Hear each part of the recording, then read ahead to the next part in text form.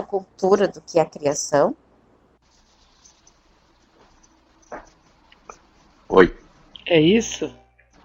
Não, eu acho que tem duas posições bem claras, né? Que é a cultural, que, vamos dizer assim, se infiltra no pessoal, mas são níveis diferentes. Então, culturalmente, tem direções determinadas, mas vai depender de cada mãe, ao absorver a cultura vigente em torno, ter a sua capacidade, vamos dizer assim, de não ficar tão infiltrada pela cultura e saber, através dessas posições que nós estamos levantando, que essas visões culturais são estáticas e estáveis, mas eu posso contestá-las na minha maneira de ver as coisas na medida que eu cresço com capacidades intelectuais de perceber que essas visões culturais podem estar arcaicas e não valerem tanto como valiam. Então, pessoalmente, eu tenho capacidade de mudança. Então, a criação pessoal de cada mãe com seu filho tem uma conotação altamente pessoal e individual, que pode ter muito forte a influência da cultura ou muito pouca influência da cultura, porque a mãe é capaz de ter uma visão altamente pessoal de como ela quer que o filho seja criado. Então, é uma coisa assim que depende muito do nível cultural das pessoas, individualmente falando.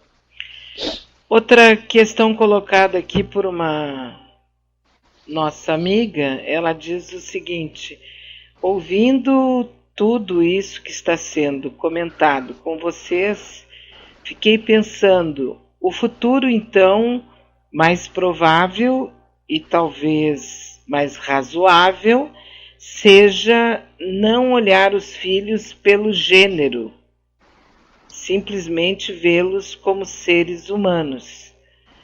Mas isso é impossível lá fora. Você pode fazer em casa, mas lá fora eles serão olhados ou como fêmea ou como macho.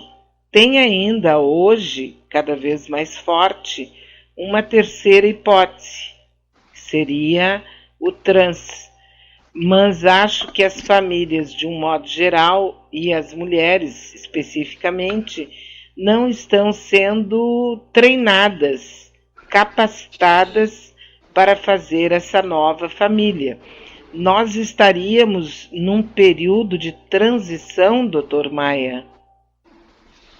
Ela levantou de novo uma situação bem mais complexa que obriga a gente a, vamos dizer assim, se informar mais sobre essas novidades da família que tem capacidade de aceitar os transgêneros, né? Porque isso é uma novidade que é bem mais recente, porque os preconceitos antes em relação à homossexualidade e qualquer tipo de transgênero era absoluta, quer dizer, não se podia nem falar. Então, é uma sociedade que está se abrindo a essas possibilidades psíquicas de identidades não categoricamente masculinas e categoricamente femininas, que existem misturas dessas posições internamente e psiquicamente, determinando condutas as mais variadas que a gente sabe hoje. Então, isso é uma complexidade que está avançando e que choca ainda muita gente dos preconceitos. E porque aí o preconceito vem do esquema social maior, das tradições sociais. E isso vai mudando à medida que as pessoas entendem pessoalmente e começam a defender posições novas em que há um avanço cultural e aceitação de vários tipos de problemáticas pessoais que, de certa forma, geram uma nova cultura. Ela tem razão. Pois é, né? A verdade, eu me lembrei, enquanto o senhor falava, de uma música do... Puxa vida... marido da Baby Consuelo, como era o nome dele? Ele tinha uma música que ele dizia: ser um homem feminino não mexe o meu lado masculino. ser menina e menino, alguma coisa assim, né? Porque eu não sou muito boa com música. Mas não tem como tu fugir. Eu acho que cada um de nós tem esse lado feminino e masculino. Até tem, agora me lembrei do Laerte, né? O famoso cartunista. Sim. Que tem família, tem filhos, mas se veste de mulher. E agora eu sei que, eu não vi ainda, mas tem na Netflix eu não sei se é uma série ou um filmezinho, sobre as ideias do Laerte, né? Que fecha bem nesse nível aí, né? Como entender um homem que se veste de mulher, pinta as unhas e, enfim... É muito interessante e eu acho sujeito bem super bizarro. Inteligente, né? Muito. Acho muito bizarro. Agora, por exemplo, o filho do presidente argentino, ele se apresenta na noite lá em Buenos Aires como drag queen. E na posse... Sim, ele se apresenta como drag queen e na posse do presidente ele estava com uma namorada. Olha só, viu? Quer dizer, eu posso, né? Eu sou filho do presidente. Mas ele já vivia assim, ele já tinha essa vida desse jeito. Não, eu ouvi falar, mas esse é aquele que é vereador? Não, ele eu não sei, não acompanhei tão de perto assim. Eu sei que ele se apresenta na noite em Buenos Aires como drag queen. E na posse ele estava bem bonito ali e tal, e estava junto com a namorada. É Pepeu Gomes, música masculina e feminina. Pepeu Gomes, é o famoso Pepeu.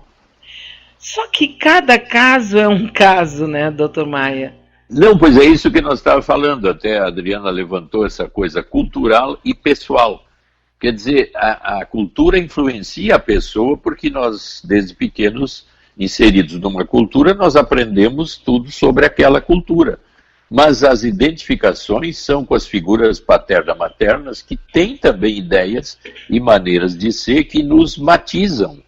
Por isso que eu falei que as identificações profundas do pai e da mãe em mim me tornam muito mais eles do que eu. E à medida que eu cresço e me desidentifico com eles e cada vez busco mais uma personalidade altamente pessoal que é minha, eu vou crescendo numa individualidade, que eu chamo de processo de individuação, em que cada vez sou eu mais, ou eu mesmo. Mas para isso, eu preciso também ter qualidades intelectuais e de racionalização suficiente para me entender intimamente e perceber essas nuances que nós estamos falando o tempo todo. Bea e doutor Maia, o que vocês acham do pessoal que acha que a Terra é plana? Os terraplanistas. Mais ou menos a turma da não vacina, do criacionismo, que, de acordo com a Bíblia, a criação do mundo foi há 6.000 anos atrás, e todos que essas ideias aí de 3 bilhões de anos que a Terra começou a vida é balela, e que a Terra, na realidade, é plana e que o mar cai no horizonte. Isso é uma crença tipo fé, né? Eu acho que quando eu acredito numa fé, se alguém vier dizer para mim que a minha fé está errada, que o meu Deus não é esse ou aquele, eu fico muito irritado e contrariado. Mas o que nós vamos fazer quando há uma fé até anticientífica, né? Pois é, agora, pessoalmente, não sei se por um pensamento muito libertário, né? Mas eu não discuto com quem vem com esse tipo de teoria, sabia? Eu só acho que aqueles que têm absoluta convicção e provas e testemunhos e fotos e o diabo a quatro para provar que o mundo, que a Terra é redonda, eles deveriam patrocinar aquele navio que os terraplanistas querem fazer para chegar até a borda. É isso aí. Não acha? Beatriz, eu quero que tu diga para eles que eu quero ir junto. Eu também. O pior é que eu faria questão de ir junto para chegar na borda. Entende? Eu não vou Mas eu ficar estou louco discutindo. para ver a borda. É claro. Até eu queria conhecer um terraplanista para que ele me convencesse que a Terra é plana. Não, mas Porque eu não vou acho ser. uma ideia O que eu acho é a prova dos 9. Entendeu? Porque eles dizem que é plana. Ok. Então vocês querem fazer uma viagem, toda ela filmada, fotografada, acompanhada, para a gente chegar na borda, certo? Então vamos fazer. Mas lógico, todo mundo vai. Não ia, sabe, ia parar a discussãozinha, a gente ia voltar a discutir emprego, a gente ia voltar a discutir de veneno na agricultura, coisas que, a meu juízo, são muito mais essenciais. Então vamos fazer vamos fazer essa viagem, e eu vou junto. Faço inclusive lives de lá. Por exemplo, a varíola e o sarampo foram erradicadas. A paralisia infantil. Graças ao quê? A vacina. A vacina. Não. Entende? Eu acho que a gente perde muito tempo no Instituto Internacional da Axologia. É isso? É assim que você acha que é? Chama os ricos aí que acreditam como tu, Olavo de Carvalho, Bolsonaro, bota todos eles dentro desse navio e se joguem lá da borda, sabe? Vão até a borda. Tu conhece alguém, uma sociedade terraplanista em Porto Alegre? Não. Não.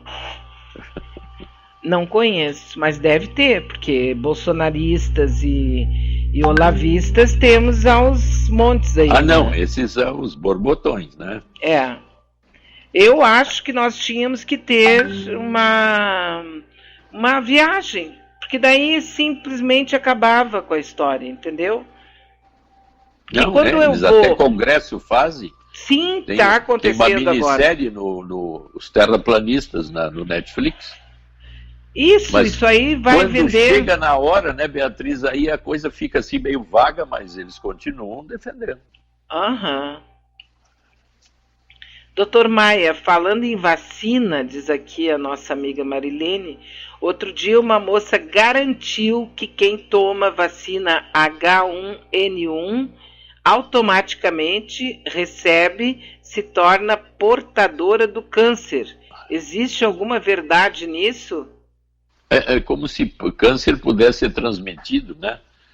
Câncer eu não conheço assim que tu passe a mão um canceroso tussa e tu fique infectado.